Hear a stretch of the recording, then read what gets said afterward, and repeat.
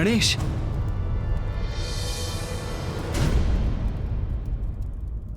बालक बालक समझकर तुम्हें क्षमा कर रहा हूं। देखा गणेश, कितनी असुरक्षा का भाव है जलंधर जी में। हाँ भैया, अब इनकी असुरक्षा मुझे स्पष्ट दिखाई दे रही है। नहीं, ऐसा कोई भाव नहीं है मुझ में। भगवान जलंधर हूं मैं। ऊंचे स्वर में कुछ कहने से वो सत्य नहीं होता जलंधर जी। ये आपकी असुरक्षा और हीनता का ही तो भाव था, जिसके कारण आप शिवलिंग को यहाँ से हटाना चाहते थे। हाँ, यदि आपको अपनी शक्ति पर पूर्ण विश्वास होता तो शिवलिंग के यहाँ स्थित होने पर भी आप पर उसका प्रभाव क्यों पड़ता? असुरक्षा का भाव ही नहीं, उसमें पूर्णतः डूबे हुए हैं आप। नहीं, ऐसा नहीं है। ये प्रमाणित करूंगा मैं। ये शिवलिंग यहीं स्थित रहेगा।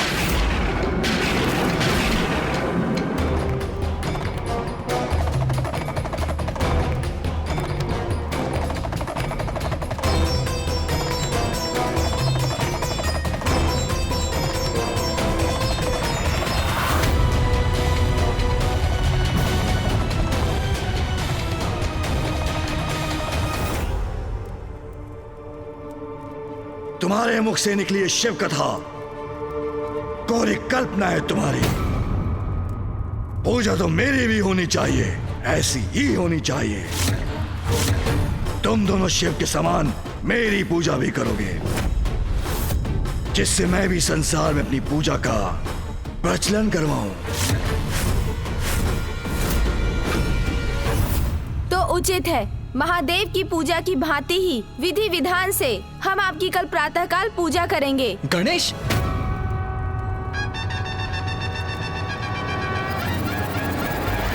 उचित है, उचित है। जलंधर प्रसन्न हुआ। शिव के समान ही मेरी पूजा होनी चाहिए, पूर्ण विधि विधान से। ओम जलंधराय नमः। ओम जलंधराय नमः। ओम जलंधराय नमः।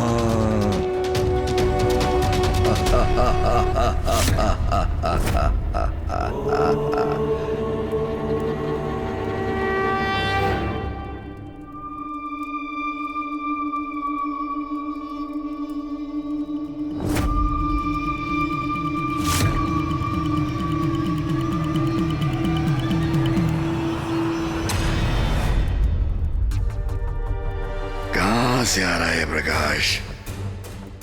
मैं भगवान हूं। मेरी निद्रा भंग करने का दुस्साहस कौन कर रहा है? प्रिय बलश्रेष्ठ, निद्रा भंग हो गई तो मदिरा पान करके पुनः निद्रा मग्न हो जाइए।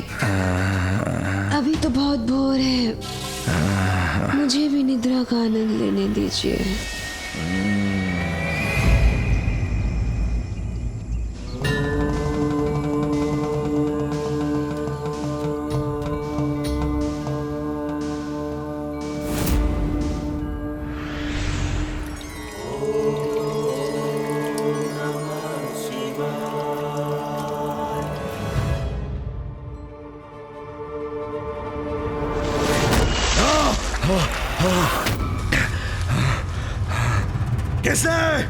किसने किया तो साहस? मुझ पर जड़ डाला, निद्रा भंग की मेरे।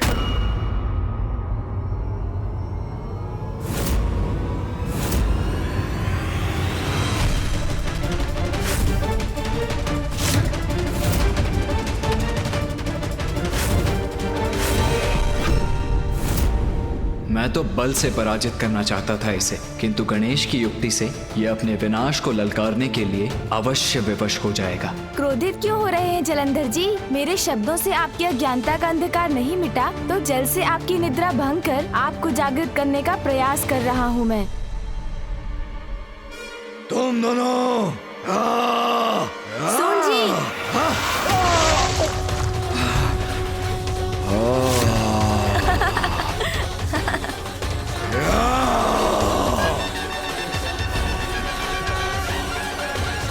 ये क्या कर रहे हो तुम दोनों?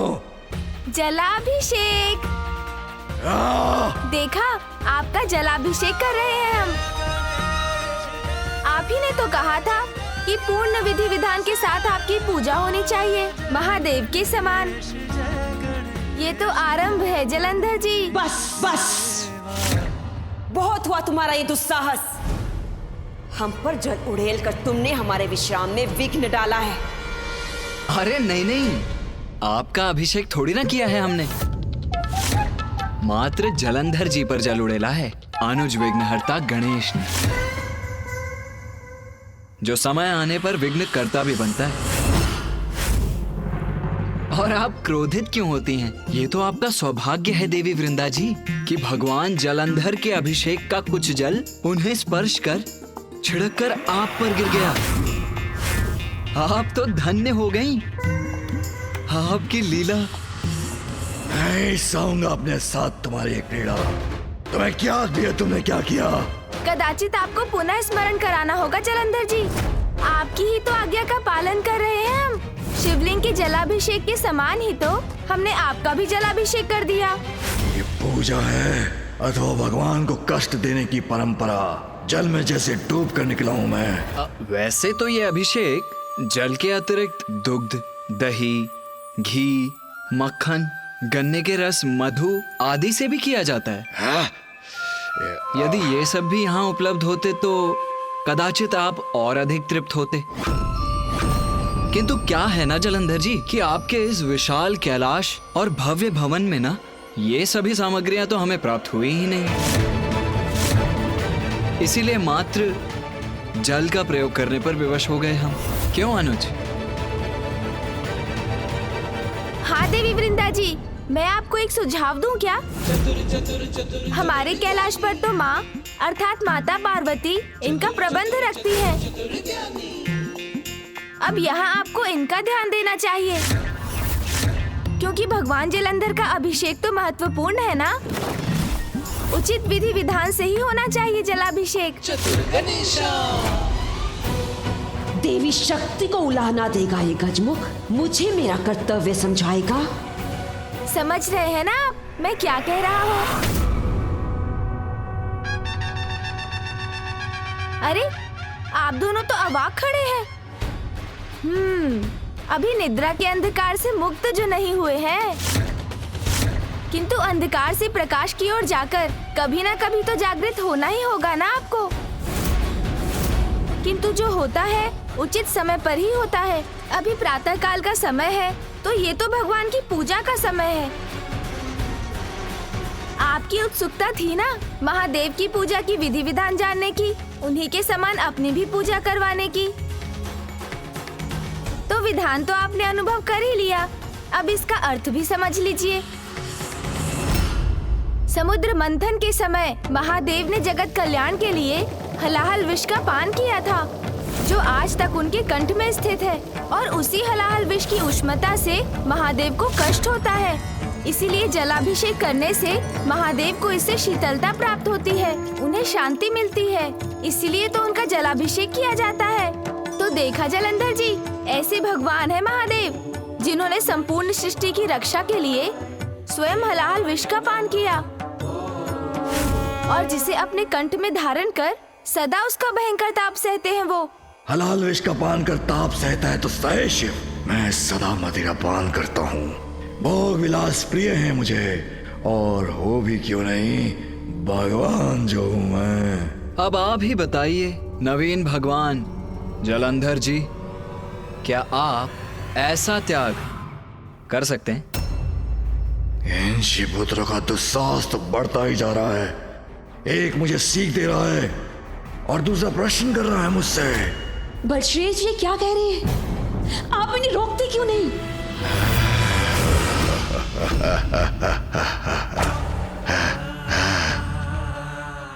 भूल कर रहे हो तुम दोनों, बहुत बड़ी भूल कर रहे हो। मेरी शक्ति का अनुमान नहीं है तुम्हें।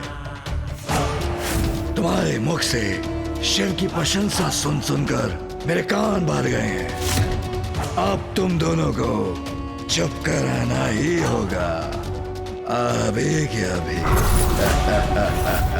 अब समय आ गया है ये बताने का कि भगवान सर्वश्रेष्ठ जलंधर क्या कर सकता है।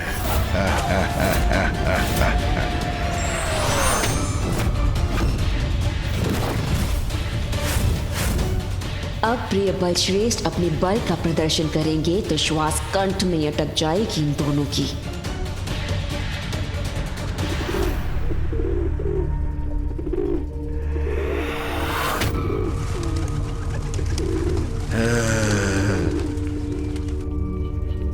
अब ये तो नहीं उड़ेगा, इसके प्राण पखेरु अवश्य उड़ जाएंगे।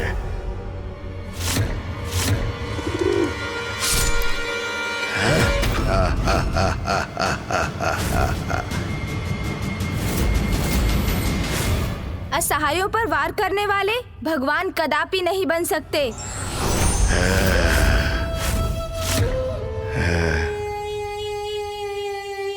तो उन पर वार करता हूं जिनके स्वयं शिव सहायक है।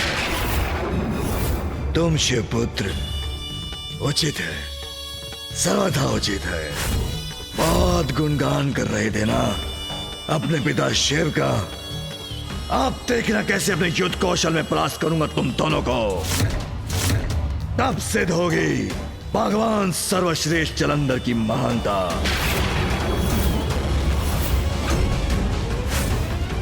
किंतु जलंधर जी, अभी तो आपका अभिषेक शेष है। हाँ? ये क्या कह रहा है? मुझे कोई नहीं रोक सकता अब। हाँ? शिव पुत्र होगा, भगवान सर्वश्रेष्ठ जलंधर का अभिषेक अवश्य होगा। किंतु युद्ध में मेरी श्रेष्ठता प्रमाणित होने के बाद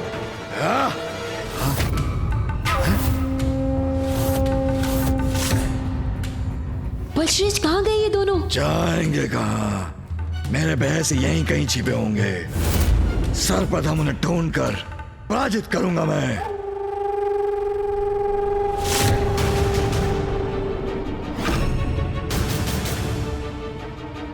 यहां तो कहीं नहीं दिखाई दे रहे। शिव पुत्रों, कहां छिप कर बैठे हो? बाहर निकलो, आवे क्या आवे। मैंने आपसे पहले ही कहा था कि उन्हें यहाँ निवास करने की अनुमति मत दीजिए। नहीं, कहीं रहने के योग्य नहीं रहेंगे आज अपनी पराजय के बाद। इन्हें इनका उचित स्थान दिखाऊंगा मैं आज और अभी क्या अभी।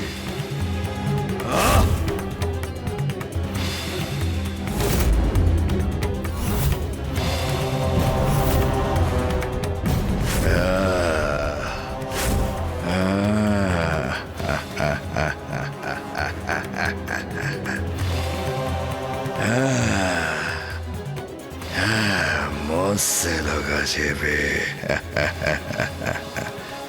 भगवान सर्वश्रेष्ठ जलंधर हूं मैं। ये क्या है? क्या फेंका इसने मुझ पर? बलश्रेष्ठ, मेरी दृष्टि, कुछ दिखाई नहीं दे रहा मुझे। मेरे नेत्र भी चल रहे हैं। कैसा विष है ये? क्या फेंका मुझ पर? अरे नहीं नहीं भगवान जलंधर जी, ये विष नहीं, ये तो भस्म है। बस बस तो मैं करूंगा तुम्हें। अरे अरे, व्यर्थ क्रोधित हो रहे हैं आप जलंधर जी। ये भस्म तो महादेव की पूजा में अर्पित की जाती है। और ये भस्म जिसे आप यथाशीघ्र अपने तन से हटाना चाहते हैं, महादेव को सर्वाधिक प्रिय है। ये ज्ञात है क्यों? अरे रुकिए रुकिए जलंधर जी, भस्म से संघर्ष मत कीजिए। अपने ऊपर इसका अनुभव कीजिए। इसको अपनी समस्त इंद्रियों से आत्मसात कीजिए।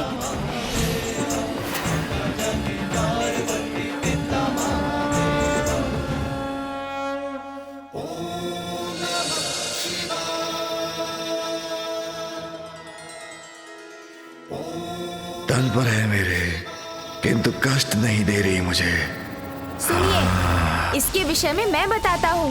भस्म ही संसार का अंतिम सत्य है, क्योंकि अंततः जीवन का अंत होने पर व्यक्ति की पार्थिव देह अग्नि में समाहित होती है और शेष रहती है तो मात्र ये भस्म, जिसे कोई नहीं अपनाता उस अंतिम सत्य के प्रतीक भस्म को महादेव अपनाते हैं।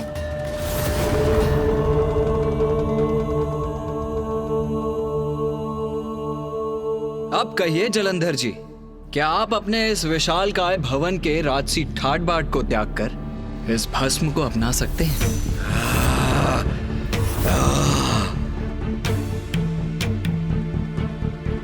बस सह चुका हूं तुम्हारा उत्पाद, जिसका अभी अंत होगा।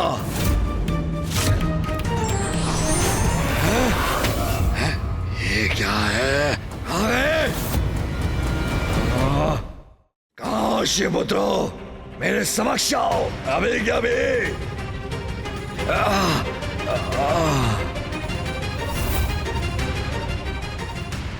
स्तंभ के पीछे छिपे हुए थे ना वो।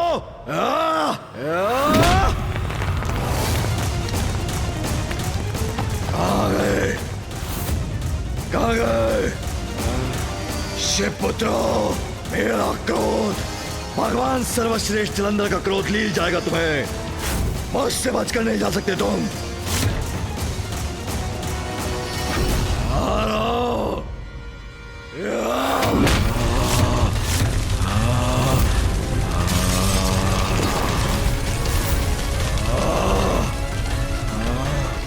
छोड़ो नहीं, मेरे समक्ष आओ।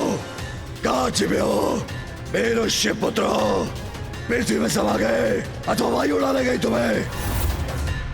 बलश्रेष्ठ, वो देखिए। भाग दिखाओ। आपको अपमानित करके भाग रहे हैं ये दोनों। चाहिए बलश्रेष्ठ, इन्हें इसी कैलाश में परास्त करके इनकी धृष्टता के लिए दंडित कीजिए इन्हें। ठहर जाओ शिवपुत्रो।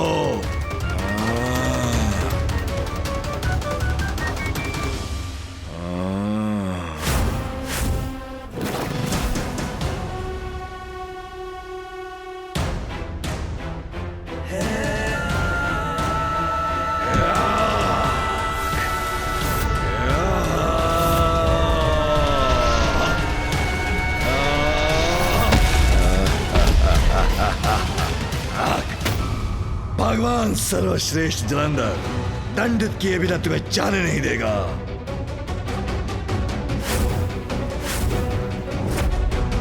भैया,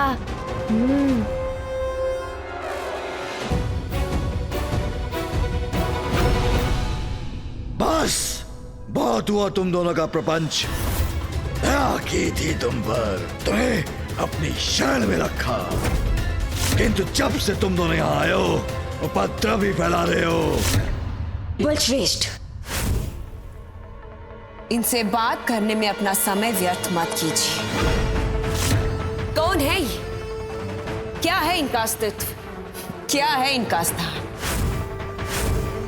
देव सेनापति, प्रथम पूज्य, हमें इन दोनों की कोई आवश्यकता नहीं है, क्योंकि देवताओं के सेनापति अब आप हैं बलश्रेष्ठ। प्रथम पूज्य भी हमारे लिए निरर्थक है, क्योंकि संसार में सर्वप्रथम अब आप ही की पूजा होगी। ये दोनों हमारे लिए व्यर्थ हैं। इन दोनों का तो अंत ही उचित है।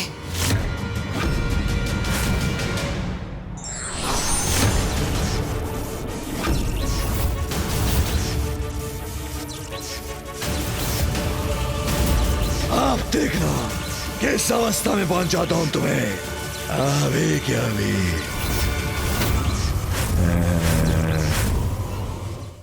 भैया, चाहे कुछ भी क्यों ना हो जाए, किंतु आप अपना संयम मत खोइएगा।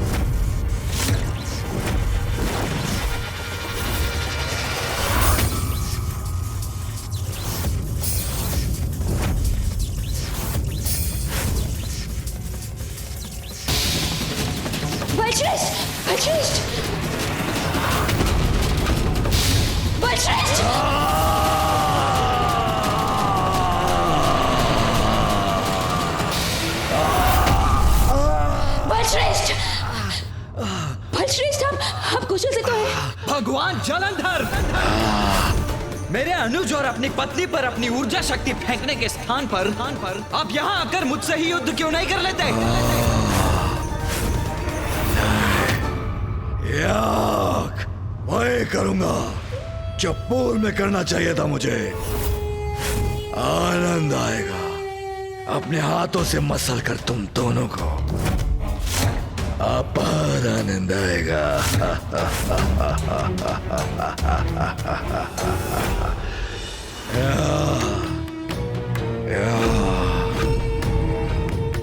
शेपत्रा,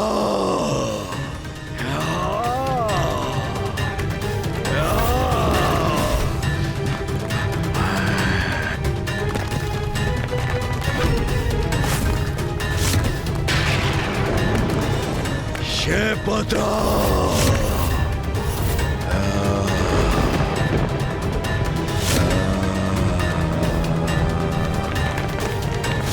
भैया का क्रोध बढ़ गया। अब वो जलंधर से युद्ध करके ही रहेंगे, किंतु अब इस युद्ध को मैं कैसे रोकूं?